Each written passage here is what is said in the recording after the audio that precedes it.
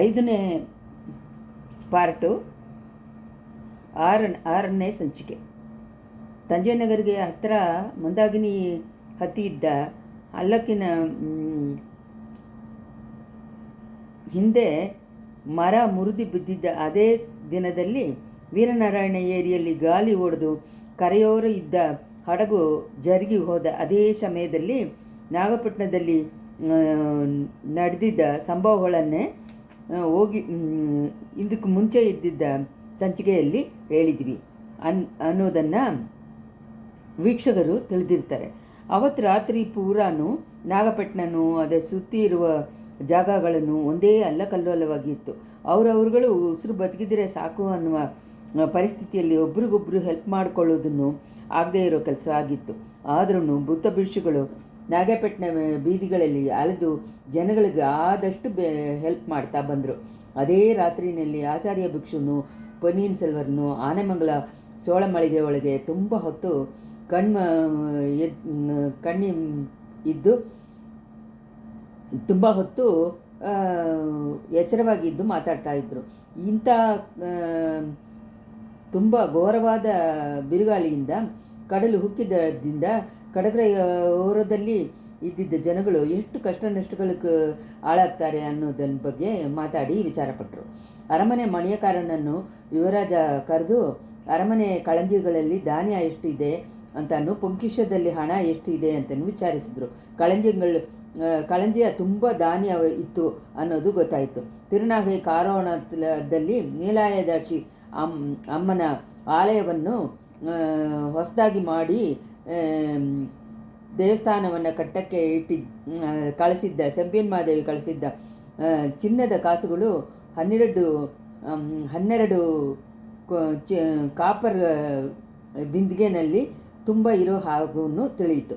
ಗುರುದೇವರೇ, ಬುದ್ಧ ಭಗವಾನ್ನ ಸಿದ್ಧಕ್ಕೆ ಆಗಿದ್ದಷ್ಟು ಕೈಂಕರ್ಯವನ್ನು ನೀವು ಮಾಡೋದಕ್ಕೆ ಬೇಕಾದ ಇಲ್ಲಿ ವ್ಯವಸ್ಥೆ ಇದೆ. ಅರಮನೆ ಕಳಂಜಿಗಳಲ್ಲಿ ಇರುವ ಧಾನ್ಯ ಪೂರ್ತಿ ಬಡವರಿಗೆ ಊಟ ಕೊಡೋದಲ್ಲಿ ಖರ್ಚು ಮಾಡಿ, ಈ ತಾಮ್ರ ಬಿಂದಿಗೆನಲ್ಲಿರುವ ಚಿನ್ನದ ಕಾಸುಗಳನ್ನು ಅಷ್ಟನ್ನು ಮನೆ ಇಲ್ಲದೆ ಇರೋರಿಗೆ ವಿನಿಯೋಗ ಮಾಡಿ ಅಂತ ಹೇಳಿದರು ಯುವರಾಜ ಪೊನ್ನಿಯಿನ್ ಸೆಲ್ವರ್. ಅದೇ ಹೇಗೆ ನ್ಯಾಯ ಆಗುತ್ತೆ? ಧಾನ್ಯ ಅದು ಕೊಟ್ಟುಬಿಡ್ಬೋದು. ಆದರೆ ನಿಮ್ಮ ದೊಡ್ಡಜ್ಜಿ ಸೆಂಪಿಯನ್ಮಾದೇವಿ ಆ ದೇವಸ್ಥಾನ ಕೆಲಸಕ್ಕೋಸ್ಕರ ಕಳಿಸಿರೋ ದುಡ್ಡನ್ನು ಬೇರೆ ಕೆಲಸಕ್ಕೆ ಅಂತ ಹೆಂಗೆ ಖರ್ಚು ಮಾಡ್ಬೋದು? ಆ ಮುದುಕರು ಕಷ್ಟಪಡಲ್ವಾ ಅಂತ ಹೇಳಿದರು ಆಚಾರ್ಯ ಭಿಕ್ಷು. ಆಚಾರ್ಯರೇ, ನನ್ನ ದೊಡ್ಡ ಅಜ್ಜಿಗೆ ನಾನು ಸಮಾಧಾನ ಹೇಳ್ಕೊಳ್ತೀನಿ. ಇವಾಗ ಈ ಹಣವನ್ನು ಬಡವರಿಗೆ ಕಷ್ಟವನ್ನು ಪಾಲು ಮಾಡೋಕ್ಕೆ ಖರ್ಚು ಮಾಡ್ತೀನಿ. ಬರೋ ಕಾಲದಲ್ಲಿ ನಮ್ಮ ಅಜ್ಜಿನ ಮನಸ್ಸಿನ ಹಾಗೆ ನಾನು ಈ ಸೋಳ ನಾಡಿನಲ್ಲೆಲ್ಲ 100 ಶಿವಾಲಯಗಳನ್ನು ಎಬ್ಬಿಸಿಕೊಡ್ತೀನಿ. ದೊಡ್ಡ ದೊಡ್ಡ ಗೋಪುರಗಳನ್ನು ಸ್ಥಾಪನೆ ಮಾಡ್ತೀನಿ. ಈ ಥರ ಕಡಲು ಹುಕ್ಕಿ ಬಂದಾಗಲೂ ಪೂರಾ ಒಡೆಯದೇ ಇರೋ ಹಾಗೆ ಉದ್ದವಾದ ಸ್ತೂಪಿಗಳನ್ನು ಎಬ್ಬಿಸ್ತೀನಿ. ತಂಜಮ್ಮ ನಗರದಲ್ಲಿ ದಕ್ಷಿಣ ಮೇರು ಅಂತ ಹೇಳೋ ಥರ ಆಕಾಶ ಮುಟ್ಟೋ ಹಾಗೆ ಉದ್ದ ಇರುವ ಗೋಪುರಗಳ ಜೊತೆ ದೊಡ್ಡದೊರು ದೇವಸ್ಥಾನವನ್ನು ಕಟ್ಟುತ್ತೀನಿ. ಅಯ್ಯ, ಇವತ್ತು ಮುಳುಗಿ ಹೋಗಿದ್ದ ಸೂಡಾಮಣಿ ವಿಹಾರ ಮಣ್ಣಾಗಿ ಹೋದ್ರೂ ವಿಚಾರ ಪಡಬೇಡಿ. ಅದಕ್ಕೆ ಪಕ್ಕದಲ್ಲೇ ಒಳ್ಳೆ ಸ್ಟ್ರೆಂತ್ ಇರುವ ಕಲ್ಲಿಂದ ಆಲಯವನ್ನು ಏನು ಪ್ರಳಯ ಬಂದ್ರೂ ಅದನ್ನು ಒಡೆಯೋಕ್ಕಾಗದಷ್ಟು ಈ ದೊಡ್ಡ ಚೂಡಾಮಣಿ ವಿಕಾರವನ್ನು ನಾನು ಎಬ್ಬಿಸಿಕೊಡ್ತೀನಿ ಅಂತ ಹೇಳಿ ಯುವರಾಜರ ಆವೇಶ ತುಂಬಿ ಹೇಳಿದರು. ಪೊನ್ನಿಯಿನ್ ಸೆಲ್ವ, ಬರೋ ಕಾಲದಲ್ಲಿ ಬಗ್ಗೆ ನೀವು ಇಷ್ಟೊಂದು ಉತ್ಸಾಹದಿಂದ ಮಾತಾಡೋದು ನನಗೆ ತುಂಬ ಸಂತೋಷ ಕೊಡುತ್ತೆ ಅಂತ ಹೇಳಿದರು ಭಿಕ್ಷು. ಹೌದು, ಈ ಲೋಕದಲ್ಲಿ ನಾನು ಜೀವಿಸಿದ್ದು ಏನೋ ಒಂದು ದೊಡ್ಡ ಕಾರ್ಯಗಳನ್ನ ಮಾಡಬೇಕು ಅನ್ನೋದು ದೇವರನ ಚಿತ್ತ. ಆದ್ದರಿಂದನೇ ನಾನು ಉಸಿರಿಗೆ ಬಂದಿದ್ದೆ. ಎಷ್ಟೊಂದೋ ಅಪಾಯಗಳಿಂದ ನನ್ನನ್ನು ಕಾಪಾಡಿದ್ದಾರೆ. ಇವತ್ತು ಕೂಡ ನೋಡಿ, ಈ ಮುರುಗಯ್ಯ ಬಂದು ಹೇಗೋ ಒಳ್ಳೆಯ ಸಮಯದಲ್ಲಿ ಬಂದು ಸೇರಿದ್ದಾನೆ. ಇಲ್ಲಾಂದರೆ ನೀವು ನಾನು ಸೂಡಾಮಣಿ ವಿಕಾರದೊಳಗೆ ಇದ್ದಿರ್ತೀವಿ. ಕಡಲು ಹುಕ್ಕಿ ಬಂದು ಇಷ್ಟೊಂದು ಬೇಗ ವಿಕಾರವನ್ನು ಮುಳುಗಡಿಸ್ಬಿಡುತ್ತೆ ಅಂತ ಅಂದ್ಕೊಂಡಿರಲಿಲ್ಲ. ಅದು ನಿಜಾನೇ. 500 ವರ್ಷಗಳ ನಡೀದೇ ಇರೋ ಸಂಭವ ಇವತ್ತು ಹಗಲಲ್ಲಿ ಒಂದೇ ಮುಹೂರ್ತ ಕಾಲದಲ್ಲಿ ನಡೆದುಬಿಡುತ್ತೆ ಅಂತ ಯಾರು ಎದುರು ನೋಡಿರ್ತಾರೆ? ಕರುಣೆ ಕಡಲಾಗಿಯೇ ಬುದ್ಧ ಭಗವಾನು ಹುಕ್ಕಿ ಬಂದ ಕಡಲಿನ ಕೋಪದಿಂದ ನಿಮ್ಮನ್ನು ಕಾಪಾಡಿದರು. ನಿಮ್ಮ ಮೂಲಕ ನನ್ನ ಅರ್ಪವಾದ ಉಸಿರನ್ನು ಕಾಪಾಡಿದರು. ನಾವು ಮಾಡಬೇಕಾದ ಉದ್ದೇಶ ಇರುವ ಕಾರ್ಯವನ್ನು ನಾನು ಪೂರ್ಣವಾಗಿ ಒಪ್ಕೊಳ್ತೀನಿ. ಅರಸಾಂಗ ಪಕ್ಷದಿಂದ, ಗೌರ್ಮೆಂಟ್ ಪಕ್ಷದಿಂದ ಎತ್ತಿ ಖರ್ಚು ಮಾಡೋದ್ರಿಂದ ಧನಾಧಿಕಾರಿ ದೊಡ್ಡ ಪಳವೇಟೆರೆಯರು ಕೋಪಕೊಳ್ತಾರೆ. ಆ ದೇವಸ್ಥಾನ ಕೆಲಸಕ್ಕೋಸ್ಕರ ಬಂದಿರೋದನ್ನು, ಹಣವನ್ನು ಮನೆ ಎಲ್ಲ ಹೋಗಿದ್ದ ಬಡವರಿಗೆ ವಿನಿಯೋಗ ಮಾಡೋದನ್ನು ಹೇಳಿ ನಿಮ್ಮ ಅಜ್ಜಿ ಕೋಪಿಸ್ಕೊಳ್ಳಲ್ಲ. ಆ ಥರ ನೀವು ಹೇಳೋದು, ಆ ಥರ ಮಾಡೋದು ಉಚಿತವಾಗಿದ್ದು. ಆದರೆ ಇಂಥ ಮಹತಾನ ಪುಣ್ಯ ಕಾರ್ಯವನ್ನು ನೀವೇ ಮುಂದೆ ನಿಂತು ನಡೆಸೋದಲ್ವ ಚೆನ್ನಾಗಿರತ್ತೆ. ಇವಾಗ ಈ ಮುದುಕನ ಸನ್ಯಾಸಿ ಅಷ್ಟು ದೊಡ್ಡ ಜವಾಬ್ದಾರಿಯನ್ನು ಹೊತ್ಕೊಳ್ಳೋಕ್ಕಾಗಲ್ಲ. ಗುರುದೇವರೇ, ನಾನು ಮುಂದೆ ನಿಂತು ನಡೆಸಿದರೆ ನನ್ನನ್ನು ಹೊರಗಡೆ ತೋರಿಸ್ಕೊಳ್ಳೋ ಅವಶ್ಯಕತೆ ಬರುತ್ತೆ. ಪಾಂಡವರುಗಳು ಅಜ್ಞಾತವಾಸ ಬಗ್ಗೆ ನೀವು ಹೇರಿದ್ದು ನನ್ನ ಮನಸ್ಸಿನಲ್ಲಿ ಹಂಗೆ ನಿಂತಿದೆ. ನಮ್ಮ ಸೆಂದಮಿಳ್ ನಾಡಿನ ದೊಡ್ಡ ಕವಿಗಳೆಲ್ಲ ಇದ್ರ ಬಗ್ಗೆ ಏನೇನೋ ಹೇಳಿದ್ದಾರೆ. ಆದರೆ ನಾನು ಇಂಥ ಸಮಯದಲ್ಲಿ ಜನಗಳಿಗೆ ಹೊರಗಡೆ ತೋರಿಸ್ಕೊಳ್ಳೋದ್ರಿಂದ ದೇಶದಲ್ಲಿ ಇನ್ನೂ ಕಲಗಾನು ಕೊಳಪನ್ನು ಬರ್ಬೋದು. ಬುದ್ಧಿ ಇಲ್ಲ ದೊಡ್ಡದಾಗಿದ್ದ ನನ್ನ ಅಕ್ಕ ಈ ಥರ ಅಂದ್ಕೊಳ್ತಾರೆ. ನಾನು ಮರೆದಿರೋದ್ರಿಂದ ಯಾರಿಗೂ ಎಂಥ ಕಷ್ಟವೂ ಇಲ್ಲ. ಆದರೆ ಈ ಬಿರುಗಾಳಿನ ಕಷ್ಟದಿಂದ ತಪ್ಪಿಸೋ ಜನಗಳಿಗೆ ನೀವು ತಾನೇ ಅರಮನೆಯಲ್ಲಿರುವ ಇದೆಲ್ಲ ಕೊಟ್ಟು, ಚಿನ್ನದ ಕಾಸು ಎಲ್ಲ ಕೊಟ್ಟು ಹೆಲ್ಪ್ ಮಾಡಬೇಕು ಅಂತಂದರು. ಪನ್ನೀರ್ ಸೆಲ್ವ, ನನ್ನ ಮನಸ್ಸು ಯಾಕೋ ಬದಲಾಗ್ಬಿಟ್ಟಿದೆ. ನಿಮ್ಮನ್ನು ಹೊರಗಡೆ ತೋರಿಸ್ಕೊಂಡು ಜನಗಳಿಗೂ ಹೆಲ್ಪ್ ಮಾಡೋಕ್ಕೆ ಇದೇ ಸರಿಯಾದ ತರುಣ ಅಂತ ನನ್ನ ಮನಸ್ಸಿನಲ್ಲಿ ಉದಯ ಆಗಿದೆ. ಅದನ್ನೇ ಬುದ್ಧ ಭಗವಾನ ಸಿದ್ಧ ಅಂತ ಹೇಳಿ ನಾನು ಅನ್ಕೋತೀನಿ ಅಂತ ಅಂದರು ಭಿಕ್ಷು. ಇಂಥ ಸಮಯದಲ್ಲಿ ಯಾರೋ ಅಳೋ ಶಬ್ದ ಕೇಳಿ ಇಬ್ಬರೂ ಶಾಕಾಗಿ ತಿರುಗಿ ನೋಡಿದ್ರು. ಮುರುಗಯ್ಯ ಒಂದು ಮೂಲೆಯಲ್ಲಿ ಕೂತ್ಕೊಂಡು ಮುಖವನ್ನು ಕೈಗಳಿಂದ ಮುಚ್ಚಿಕೊಂಡು ಬಿಕ್ಕಿ ಬಿಕ್ಕಿ ಅಳ್ತಾ ಇದ್ದ. ಯುವರಾಜ ಅವನ ಹತ್ರ ಹೋಗಿ ಕೈಯನ್ನು ಹಿಡ್ಕೊಂಡು ಹತ್ರ ಸೇರಿಸ್ಕೊಂಡು ಬಂದರು.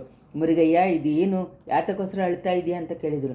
ನನ್ನ ಹೆಂಡತಿ ಅಂತ ಹೇಳಿ ಅವನು ಒದ್ದಾಡ್ತಾ ಮುರುಗಯ್ಯ ಅಳ್ತಾ ಇದ್ದ.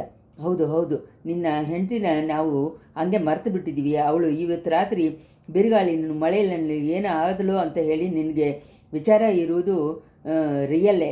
ಆದರೆ ಇಂತಹ ಮಧ್ಯರಾತ್ರಿಯಲ್ಲಿ ಮಾಡಬೇಕಾದ್ದು ಏನೂ ಇಲ್ವಲ್ಲ. ಬೆಳಗ್ಗೆ ಆದ ತಕ್ಷಣ ನಿನ್ನ ಹೆಂಡತಿನ ಹುಡುಕಿ ಕಂಡುಹಿಡಿಬೋದು ಅಂತ ಹೇಳಿದರು ಯುವರಾಜರು. ಅದಕ್ಕೋಸ್ಕರ ನಾನು ಕಷ್ಟಪಟ್ಟಿಲ್ಲ. ಅವಳಿಗೆ ಆಪತ್ತು ಏನು ಬಂದಿರಲ್ಲ. ಇದು ಹಾಗೆ ಎಷ್ಟೊಂದೋ ಭಯಂಕರವಾದ ಬಿರುಗಾಳಿಯನ್ನು, ಪ್ರವಾಹವನ್ನು ಅವಳು ಸಮಾಳಿಸಿದ್ದಾಳೆ ಅಂತ ಅಂದರು ಮುರುಗಯ್ಯ. ಮತ್ತೆ ಯಾತಕ್ಕೋಸ್ಕರ ಅಳ್ತಾ ಇದೆಯಾ ಅಂತ ಯುವರಾಜ ಕೇಳಿದರು. ಹಡಗು ಓಡಿಸೋನು ತಡಮಾರಿ ಹಿಂದೆ ಬರುವ ವಿವರಗಳನ್ನು ಹೇಳಿದ್ದಾನೆ. ಅವಳ ಬಗ್ಗೆ ನಾನು ಏನನ್ನೋ ಅನುಮಾನ ಪಟ್ಟಿದ್ದನ್ನು ನೆನೆಸಿ ಇವಾಗ ನಾನು ಕಷ್ಟಪಡ್ತಾ ಇದ್ದೀನಿ. ಅವಳು ತಾನೇ ನನ್ನನ್ನು ಹಿಂಸೆ ಮಾಡಿ ಕೋಡಿಕೆರೆಯಿಂದ ಇಲ್ಲಿ ಕರ್ಕೊಂಬಂದಿದ್ದಾಳೆ. ನೀವು ಚೂಡಾಮಣಿ ವಿಗಾರದಲ್ಲಿ ಇರೋಕ್ಕಾಗತ್ತೆ ಅಂತ ಹೇಳಿ ಅವಳು ತಾನೇ ಹೇಳಿದಳು. ಅವಳ ಕಟ್ಟಾಯಕ್ಕಾಗವೇ ನಾನು ಬಂದೆ. ನಿಮಗೆ ಏನೋ ಕೆಟ್ಟದ್ದು ಮಾಡೋಕ್ಕೆ ಅಂದ್ಕೊಂಡಿದ್ದಾಳೋ ಅಂತ ಕೂಡ ಭಯಪಟ್ಟಿದ್ದೀನಿ. ಅದು ಎಷ್ಟೊಂದು ತಪ್ಪು ಅಂತ ಇವಾಗ ಗೊತ್ತಾಯ್ತು. ಸ್ವಲ್ಪ ಮುಂಚೆ ನೀವು ಈ ಹಡಗು ಓಡಿಸೋ ಬಡವನ ಬಗ್ಗೆ ಎಷ್ಟು ಹೊಗಳಿ ಮಾತಾಡಿದ್ರಿ. ಆಗ ದೇವರು ನನ್ನ ಮೂಲಕ ನಿಮ್ಮ ಉಸಿರನ್ನು ಕಾಪಾಡಿದ್ದ ಹಾಗೆ ಹೇಳಿದ್ರಿ. ಆದರೆ ನನ್ನನ್ನು ಇಂಥ ಕೆಲಸಕ್ಕೆ ಮಾಡೋಕ್ಕೆ ಹೇಳಿದಳು ನನ್ನ ಹೆಂಡತಿ. ಅವಳ ಬಗ್ಗೆ ಅನುಮಾನ ಪಟ್ಟಿದ್ದೀವಲ್ಲ ಅಂತ ಅಂದ್ಕೊಂಡಾಗ ನನ್ನನ್ನು ಮಿಂಚಿ ಅಳು ಬಂದ್ಬಿಡ್ತು. ಇದನ್ನೆಲ್ಲ ಕೇಳ್ಕೊಂಡಿದ್ದ ಯುವರಾಜ ಪೊನ್ನಿಯಿನ್ ಸೆಲ್ವರನ ಮನಸ್ಸಿನಲ್ಲಿ ಬೇರೆ ಒಂದು ಡೌಟ್ ಇವಾಗ ಬಂತು. ಅಪ್ಪನೇ, ನಿನ್ನ ಹೆಂಡತಿ ತುಂಬ ಉತ್ತಮವಾದವಳು. ಅವಳ ಬಗ್ಗೆ ನೀನು ಅನುಮಾನ ಮಾಡಿದ್ದು ತಪ್ಪು. ಆದರೆ ಅವಳಿಗೂ ನಾನು ಇಲ್ಲಿ ಇರೋದು ಹೆಂಗೆ ಗೊತ್ತಾಯಿತು ಅಂತ ಕೇಳಿದರು. ನನ್ನ ಅತ್ತೆಯನ್ನು ನನ್ನ ತಂದೆ ಪೂಂಗುಳಿನೂ ನಾಗಪಟ್ಟಣಕ್ಕೆ ಹಡಗಿನಲ್ಲಿ ಹೊರಟರು. ಅದರಿಂದ ನನ್ನ ಹೆಂಡತಿ ಒಂದೇ ಸತಿ ಊಗೆ ಮಾಡಿ ತಿಳ್ಕೊಂಡಿದ್ದಾಳೆ. ಯಾವ ಅತ್ತೆ ಅಂತ ಹೇಳಿ ಯುವರಾಜ ತುಂಬ ಅವಸರದಿಂದ ಕೇಳಿದರು. ಅಯ್ಯ, ಈಳತೀವಿನಲ್ಲಿ ನಿಮ್ಮನ್ನು ಎಷ್ಟೋ ಸತಿ ಅಪಾಯಗಳಿಂದ ಪಾಲು ಮಾಡಿದ್ದ ನಮ್ಮ ಮೂಗಿ ಅತ್ತೇನೆ. ಆಹಾ, ಅವ್ರುಗಳು ಇವಾಗ ಎಲ್ಲಿ? ನಿನ್ನ ಅತ್ತೆ ನಬ್ಬುಗಳು ನೀನು ಏನಾದರೂ ಇಲ್ಲಿ ಹೊರಟು ಬಂದರು ಅಂತ ಹೇಳಿದ್ದಾಯ ಅಂತ. ಹೌದು, ಹೊರಟು ಬಂದರು, ಆದರೆ ಅವ್ರುಗಳ ಪ್ರಯಾಣ ಅಡ್ಡ ಆಗಿಬಿಡ್ತು ಅಂತ ಹೇಳಿಬಿಟ್ಟು ತಿರ್ಗಾನು ಮುರುಗಯ್ಯ ಬಿಕ್ಕಿ ಬಿಕ್ಕಿ ಅಳಕ್ಕೆ ಶುರು ಮಾಡ್ದ. ಪೊನ್ನಿಯಿನ್ ಸೆಲ್ವರ್ ತುಂಬ ವಿಚಾರಕೊಂಡು ಅವನ್ನ ಸಮಾಧಾನ ಮಾಡಿ ವಿವರಗಳನ್ನು ಕೇಳಿ ತಿಳ್ಕೊಂಡ್ರು. ಈಳತ್ತು ರಾಣಿನ ಯಾರೋ ಮೂರ್ಗರು ಬಲವಂತವಾಗಿ ಹಿಡ್ಕೊಂಡು ಹೋಗಿದ್ದನ್ನು ಗೊತ್ತಾಗಿದ್ದನು ಯುವರಾಜರಿಗೂ ಬಂದಿದ್ದ ಕೋಪಕ್ಕೆ ಒಂದು ರೀತಿ ಮಿತಿನೇ ಇರಲಿಲ್ಲ. ಅವ್ರುಗಳನ್ನು ರಾಕಮ್ಮಳು ತಡೆಯೋಕ್ಕೆ ನೋಡಿದ್ಲು ಅಂತನೂ ಅದಕ್ಕೆ ಅಂತ ಅವಳನ್ನ ಒಡೆದು ಮರದಲ್ಲಿ ಸೇರಿಸಿ ಕಟ್ಟಿ ಹಾಕಿಬಿಟ್ಟು ಹೋದರು ಅಂತ ತಿಳಿದಾಗ ರಾಕಮ್ಮಳನ ಮೇಲೆ ಬಂದಿದ್ದ ಡೌಟು ಹೋಗ್ಬಿಡ್ತು. ಯುವರಾಜರಿಗೆ ಅವಳ ಮೇಲೆ ಇವಾಗ ಮರ್ಯಾದೆನೂ ಅಭಿಮಾನನೂ ಬಂತು. ಗುರುದೇವರೇ, ಕೇಳಿದ್ದೀರಾ, ಈ ಲೋಕದಲ್ಲಿ ನಾನು ತುಂಬ ಹೊಗಳುವ ದೈವ ಒಂದು ಇದೆ ಅಂತ ಅಂದರೆ ಆ ಏಳತ್ತರಸಿ ಆಗಿ ಮಂದಾಗಿನಿ ದೇವಿನೇ.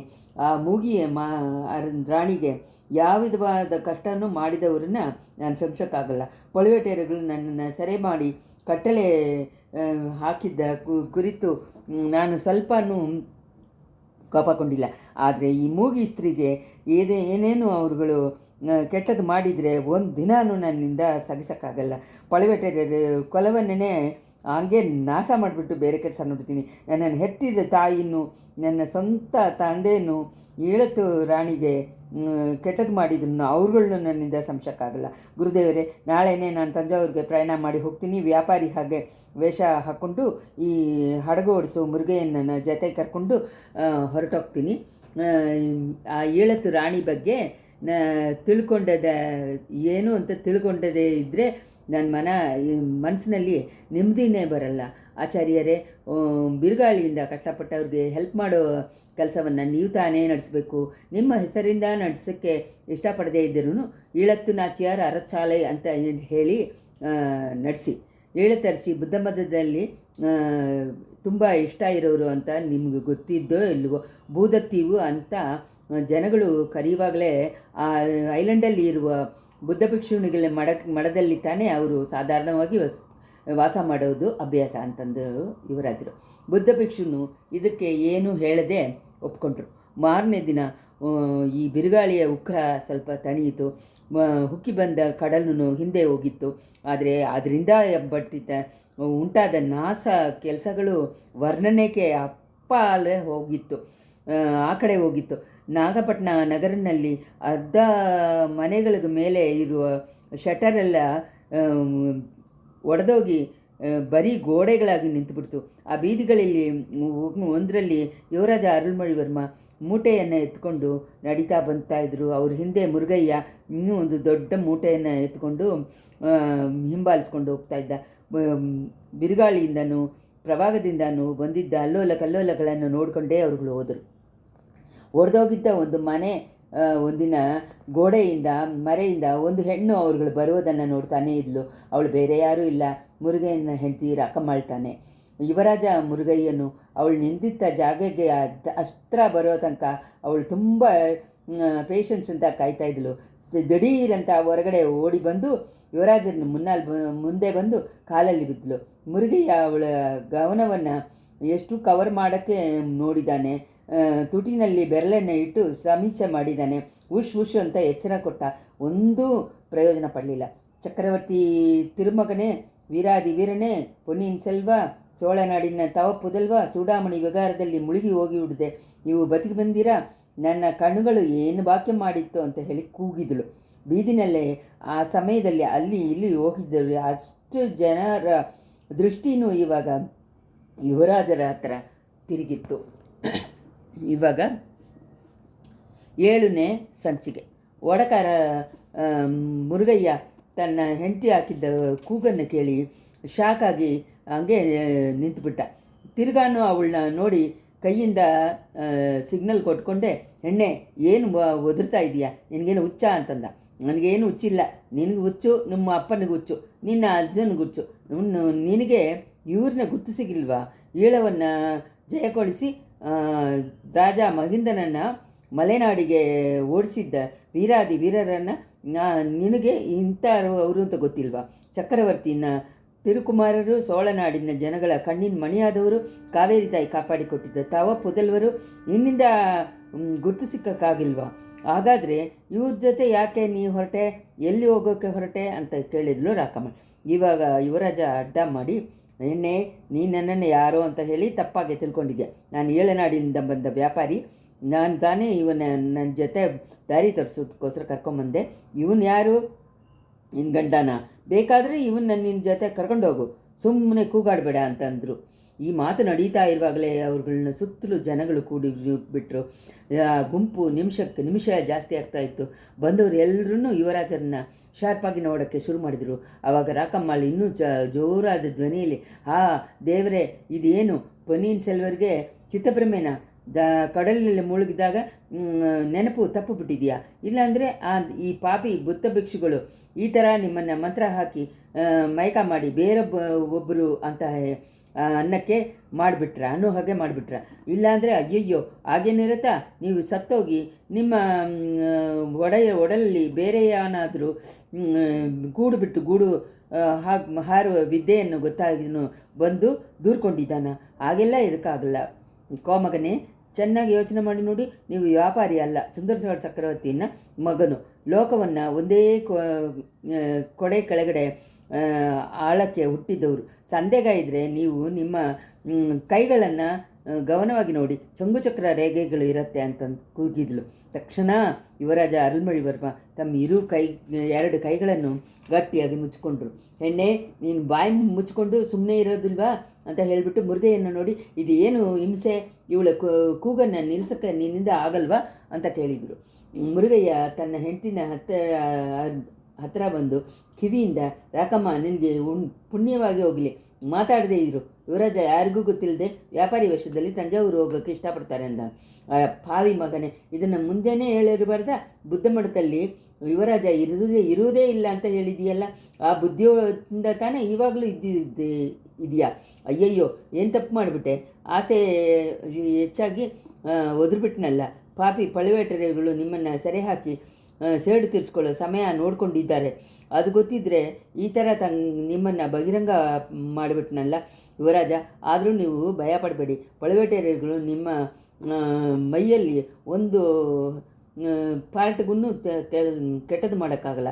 ನನ್ನನ್ನು ಹಾಗೆ, ನನ್ನ ಗಂಡನ ಹಾಗೆ ಲಕ್ಷ ಬೇರೆ ಜನಗಳು ನಿಮ್ಮ ಕಕ್ಷಿಯಲ್ಲಿ ಇದ್ದು ನಿಮ್ಮನ್ನು ಸೇಫ್ಟಿ ಮಾಡೋಕ್ಕೆ ಆಯುಧವಾಗಿದ್ವಿ ಅಂತ ಅಂದರು. ತಕ್ಷಣ ತನ್ನನ್ನು ಸುತ್ತಲೂ ನಿಂತ ದೊಡ್ಡ ಗುಂಪನ್ನು ನೋಡಿ, ನಾನು ಹೇಳಿದ್ದನ್ನು ನೀವೆಲ್ಲರೂ ಆಮೋದಿಸ್ತೀರಲ್ವಾ? ನಿಮ್ಮಲ್ಲಿ ಯಾರಾದರೂ ಪಳವೇಟರ ಕಕ್ಷಿಯನ್ನು ಸೇರಿದವರಿದ್ದಾರಾ?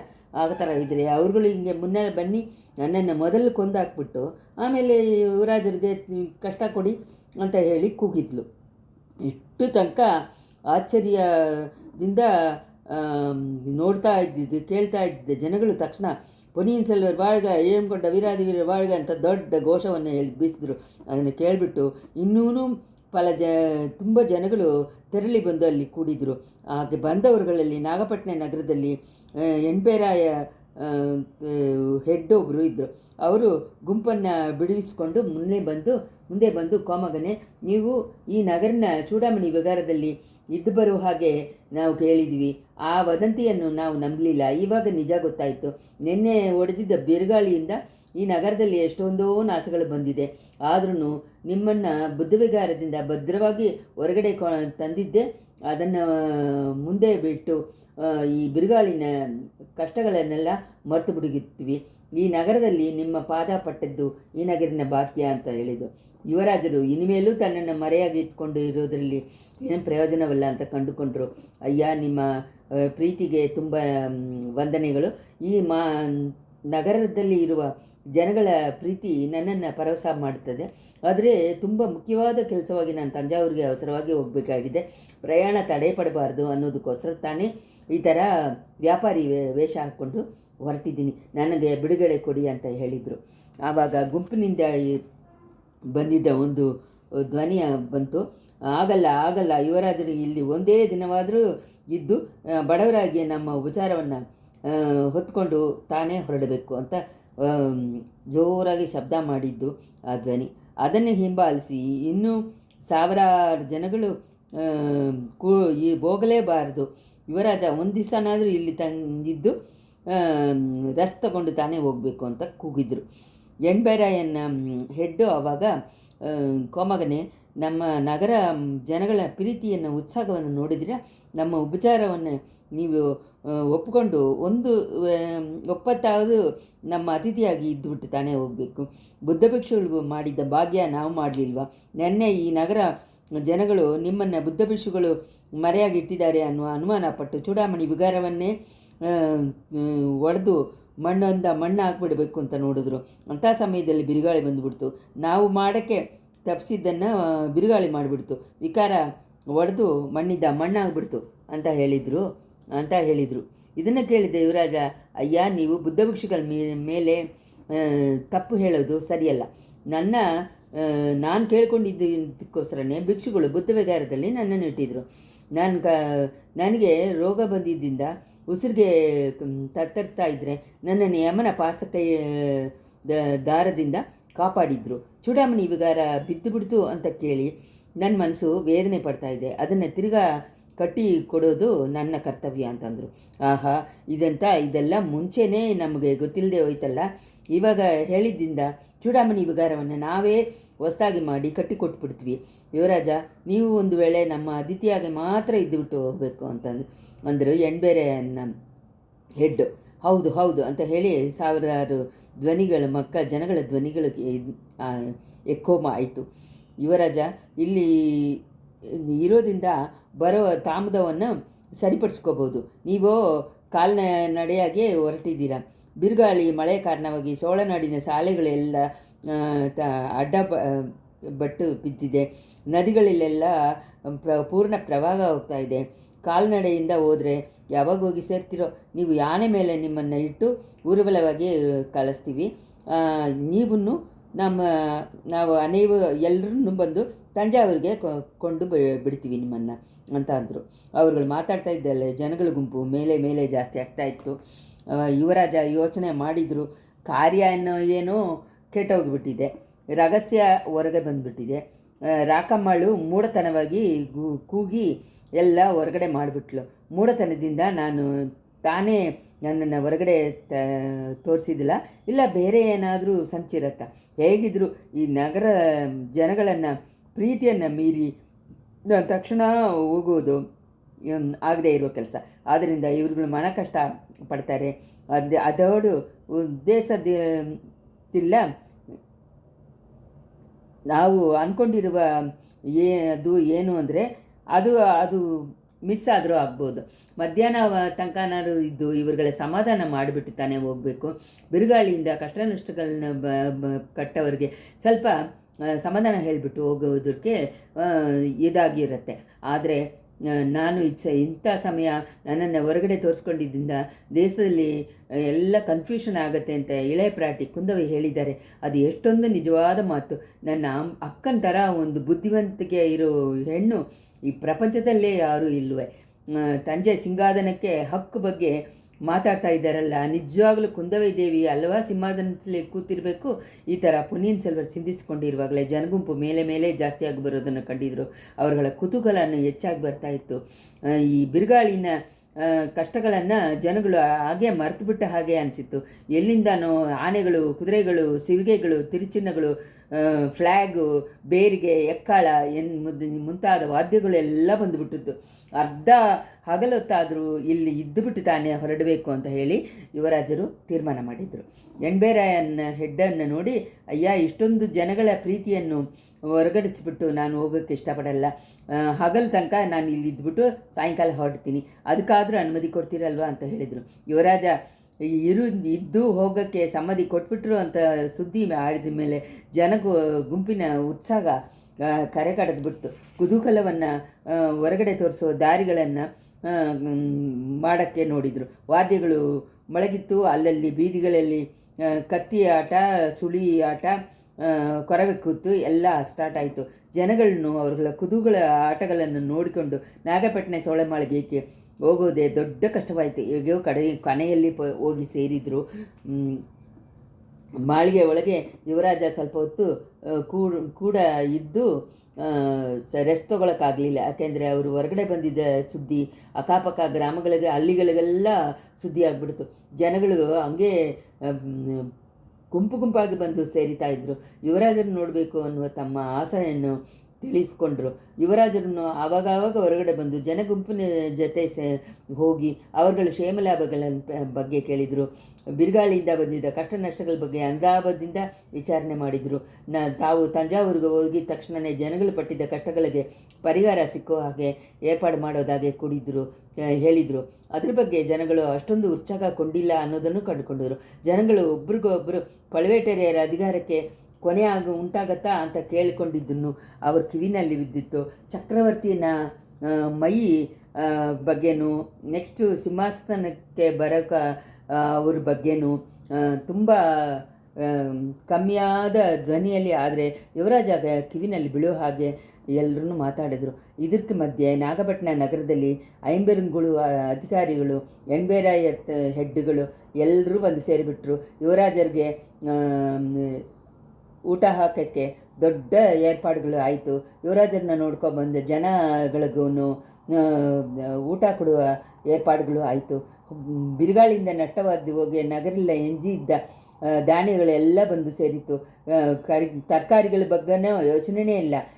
ಬಿದ್ದಿದ್ದ ಬಾಳೆ ಮರಗಳಿಂದ ಬಾಳೆಕಾಯಿಗಳನ್ನು, ಬಿದ್ದಿದ್ದ ತೆಂಗಿನ ಮರದಿಂದ ತೆಂಗಿನಕಾಯಿಗಳನ್ನು ತಗೊಂಬಂದು 1,00,000 ಜನಕ್ಕೆ ಅಲ್ಲಿ ಡಿನ್ನರು ರೆಡಿ ಆಯಿತು.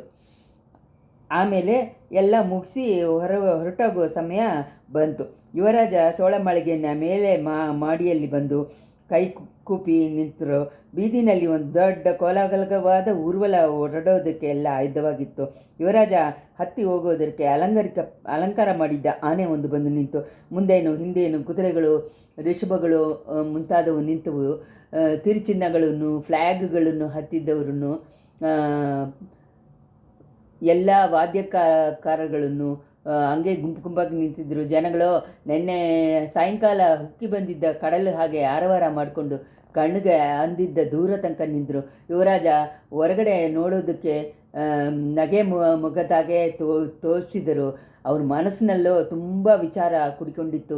ದೊಡ್ಡ ಹೆತ್ತಿದ್ದ ತಾಯಿಗಿಂತನೂ ಎಷ್ಟೋ ಪ್ರೀತಿಯಿಂದ ಇದ್ದಿದ್ದ ಅವರು ಈಳದ ರಾಣಿಯನ್ನ ಗದಿ ಬಗ್ಗೆ ಅವರು ತಿಳ್ಕೊಳ್ಳೋಕ್ಕೆ ಅವ್ರ ಮನಸ್ಸು ತತ್ತರಿಸಿತ್ತು. ಮುರುಗಯ್ಯ ಹೆಂಡತಿ ಹತ್ರ ಇನ್ನೂ ಸ್ವಲ್ಪ ವಿವರ ತಿಳ್ಕೊಳ್ಳೋಣ ಅಂತ ಅಂದ್ಕೊಂಡಿದ್ರು.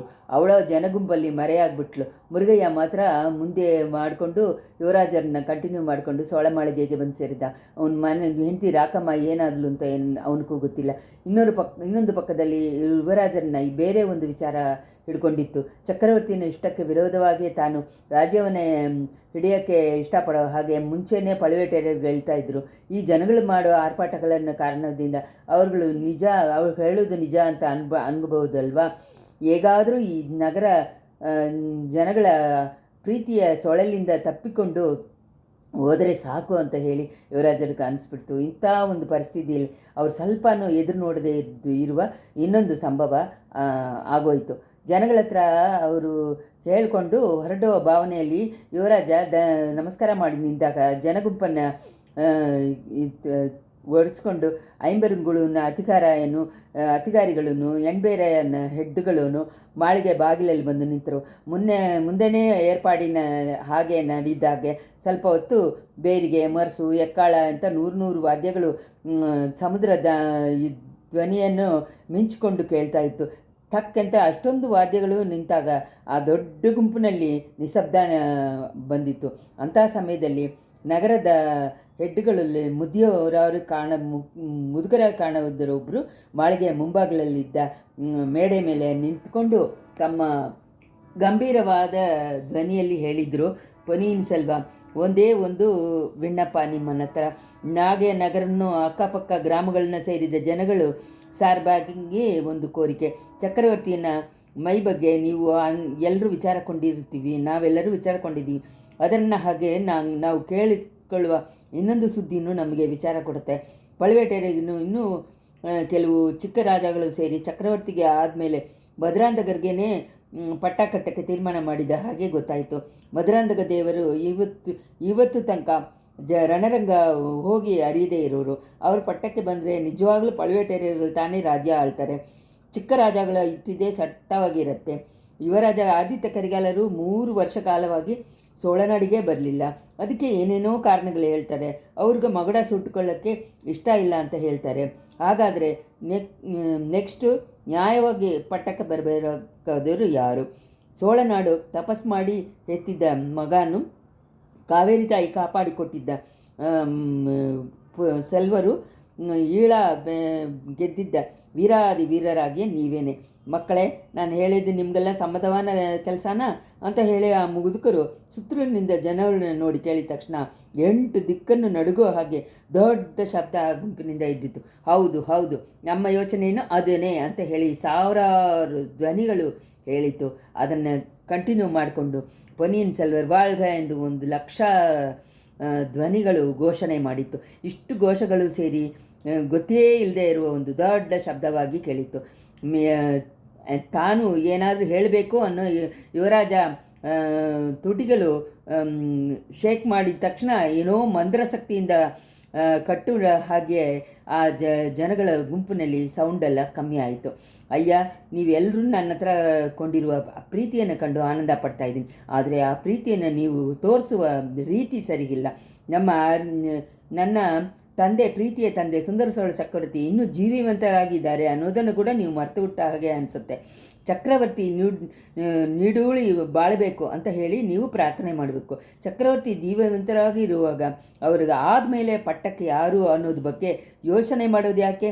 ಆ ನಗರದ ಹೆಡ್ಡಲ್ಲಿ ಮುಂದೆ ಹೆಡ್ಡ ಇದ್ದಾಗೆ ಮುದುಕರು ಯುವರಾಜನ್ನೇ ಈ ಕ್ವಶನ್ಗೆ ಸರಿಯಾದ ಆನ್ಸರ್ ಇಟ್ಟಿದ್ರು. ಪೊನ್ನಿಯಿನ್ ಸೆಲ್ವ, ಸೋಳನಾಡಿನಲ್ಲಿ ಒಂದು ರಾಜ ಉಸಿರಿಂದ ಇರುವಾಗಲೇ ನೆಕ್ಸ್ಟು ಪಟ್ಟಕ್ಕೆ ಬರೋರು ಯಾರು ಅನ್ನೋದನ್ನು ತೀರ್ಮಾನ ಮಾಡ್ತಾರೆ ಅಲ್ವಾ? ಯಾವಾಗಲೂ ಇದ್ದಿದ್ದ ಅಭ್ಯಾಸನೇ ಅಲ್ವಾ? ಮದುವೆ ಕೊಂಡಿದ್ದ ವೀರರನ್ನು ತಲೆಯಂಬಲಕ್ಕೆ ದೇವಸ್ಥಾನ ಕಟ್ಟಿ ಹೊನ್ನು ಕೂರೆ ಹಾಕಿದ್ದ ಮಹಾಪರಾಂಧಕ ಚಕ್ರವರ್ತಿ ಅವರ ಕಾಲದಲ್ಲಿಯೇ ಅವ್ರಿಗೆ ಆಮೇಲೆ ಪಟ್ಟಕ್ಕೆ ಬರಬೇಕಾದವರು ಯಾರು ಅನ್ನೋದನ್ನು ಹೇಳಿಬಿಟ್ರಲ್ವ? ಅದೇ ಪ್ರಕಾರ ತಾನೇ ನಿಮ್ಮ ತಂದೆಯನ್ನು ಸಿಂಹಾಸನ ಹತ್ತಿದ್ರು ಅಂತ ಹೇಳಿದ್ರು. ಹೌದು ಹೌದು, ಆದರೆ ಇವಾಗ ನೆಕ್ಸ್ಟ್ ಪಟ್ಟಕ್ಕೆ ಬರೋರ ಬಗ್ಗೆ ಚಕ್ರವರ್ತಿ ತಾನೇ ತೀರ್ಮಾನ ಮಾಡಬೇಕು. ನೀವು ನಾನು ಅದ್ರ ಬಗ್ಗೆ ಯೋಚನೆ ಮಾಡೋದು ಮಾತಾಡೋದು ಸರಿಯಲ್ವಲ್ಲ ಅಂತ ಹೇಳಿದರು ಯುವರಾಜರು. ಪೊನ್ನಿಯಿನ್ ಸೆಲ್ವ, ಚಕ್ರವರ್ತಿಗೆ ತಾನೇ ಆ ಹಕ್ಕಿದೆ ಅನ್ನೋದನ್ನು ಒಪ್ಕೋತೀವಿ. ಚಕ್ರವರ್ತಿ ಸ್ವೇಚ್ಛೆಯಾಗಿ ತೀರ್ಮಾನ ಮಾಡೋ ಹಾಗಿದ್ದರೆ ಅದು ಸರಿಯಾಗುತ್ತೆ.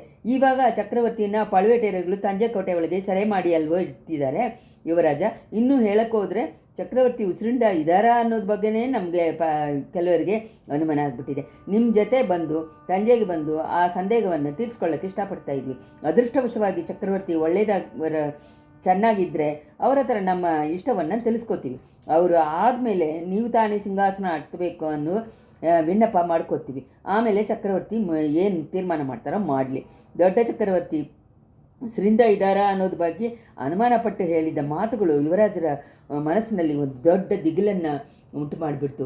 ಇಷ್ಟು ದಿನಾನು ಅವರು ಅರಿಯದೇ ಇರುವ ವೇದನೆಯನ್ನು ಭೀತಿಯನ್ನು ಉಂಟಾಯಿತು. ಚಕ್ರವರ್ತಿನ ಉಸಿರಿಗೇನೋ ಆಪತ್ತು ಬಂದುಬಿಟ್ಟ ಹಾಗೇನೋ ಅದನ್ನು ತಡೆಯೋಕ್ಕೆ ಆಗದೇ ಇರುವಷ್ಟು ದೂರದಲ್ಲಿ ತಾವು ಇರುವ ಹಾಗೇನೋ ಒಂದು ಭ್ರಮೆ ಉಂಟಾಯಿತು. ಈಳರಾಣಿಯ ಯಾರೋ ಮೂರ್ಖರುಗಳು ಬಲವಂತವಾಗಿ ಹಿಡ್ಕೊಂಡು ಹೋಗಿದ್ದ ವಿವರನೂ ನೆನಪಿಗೆ ಬಂತು. ಇനി ಒಂದು ಕ್ಷಣ ಕೂಡ ತಾಮದಿಸದೆ ಸಂಜೆಗೆ ಹೋಗಿ ಸೇರಬೇಕು ಅನ್ನುವ ಅವಸರ ಅವರಿಗೆ ಬಂತು. ಒಂದು ಕ್ಷಣದ ನೇರದಲ್ಲಿ ಯುವರಾಜರು ಏನು ಮಾಡಬೇಕು ಅನ್ನೋದನ್ನು ತೀರ್ಮಾನಿಸ್ಕೊಂಡ್ರು. ಇವ್ರುಗಳು ವಾದ ಮಾಡ್ಕೊಳ್ತಾ ಇದ್ದರೆ ಪ್ರಯೋಜನ ಇಲ್ಲ. ಇವ್ರ ಹತ್ರ ಪ್ರಯಾಣ ಪಡುವುದು ತಾನೇ ತಾಮಸವಾಗುತ್ತೆ. ಇವಾಗ ಇವ್ರುಗಳ ಮಾತನ್ನು ಒಪ್ಕೊಂಡು ಹಾಗೆ ಹೇಳ್ಬಿಟ್ಟು ಪ್ರಯಾಣ ಪಟ್ಬಿಟ್ರೆ ದಾರಿಯಲ್ಲಿ ಹೋಗ್ತಾ ಹೋಗ್ತಾ ಬೇರೆ ಉಭಯಗಳನ್ನು ಕಂಡುಹಿಡ್ಕೋಬಹುದು. ಅಯ್ಯ, ನಿಮ್ಮ ಇಷ್ಟಕ್ಕೆ ನಾನು ಅಡ್ಡ ನಿಂತಿಲ್ಲ. ಚಕ್ರವರ್ತಿ ಬಗ್ಗೆ ನೀವು ಹೇಳಿದ್ದು ಅವರನ್ನು ದರ್ಶನ ಮಾಡಬೇಕು ಅನ್ನುವ ನನ್ನ ವಿಚಾರವನ್ನು ಜಾಸ್ತಿ ಮಾಡಿಬಿಡ್ತು. ನಾನು ತಕ್ಷಣ ಹೊರಟೋಗಬೇಕು. ನೀವು ಚಕ್ರವರ್ತಿಯನ್ನು ದರ್ಶನ ಮಾಡೋಕ್ಕೆ ಇಷ್ಟಪಟ್ಟರೆ ಧಾರಾಳವಾಗಿ ನನ್ನ ಜೊತೆ ಬನ್ನಿ. ಪಟ್ಟದ ಹಕ್ಕನ್ನು ಬಗ್ಗೆ ಚಕ್ರವರ್ತಿ ಏನು ಹೇಳ್ತಾರೋ ಅದನ್ನು ಕೇಳಿ ನಾವು ಎಲ್ಲರೂ ನಡ್ಕೊಳ್ಳೋಣ ಅಂತಂದರು. ಸ್ವಲ್ಪ ಹೊತ್ತುಗಳ ಯುವರಾಜ ಆನೆ ಮೇಲೆ ಹತ್ತಿಸ್ಕೊಂಡು ಪ್ರಯಾಣ ಪಟ್ಟರು. ಸಾವಿರಾರು ಗಟ್ಟಲೆ ಮಕ್ಕಳು ಇದ್ದಿದ್ದ ಒಂದು ದೊಡ್ಡ ಊರ್ವಲ ತಂಜೆಯನ್ನು ನೋಕಿ ಹೊರಟಿ ಹೋಯಿತು. ಹೋಗ್ತಾ ಹೋಗ್ತಾ ಯುವರಾಜರನ್ನು ಕಂಟಿನ್ಯೂ ಮಾಡಿಕೊಂಡು ಜನಗಳ ಗುಂಪು ಜಾಸ್ತಿ ಆಗ್ತಾಯಿತ್ತು. ಇಷ್ಟರಲ್ಲಿ 7ನೇ ಸಂಚಿಕೆ ಮುಗಿಯಿತು.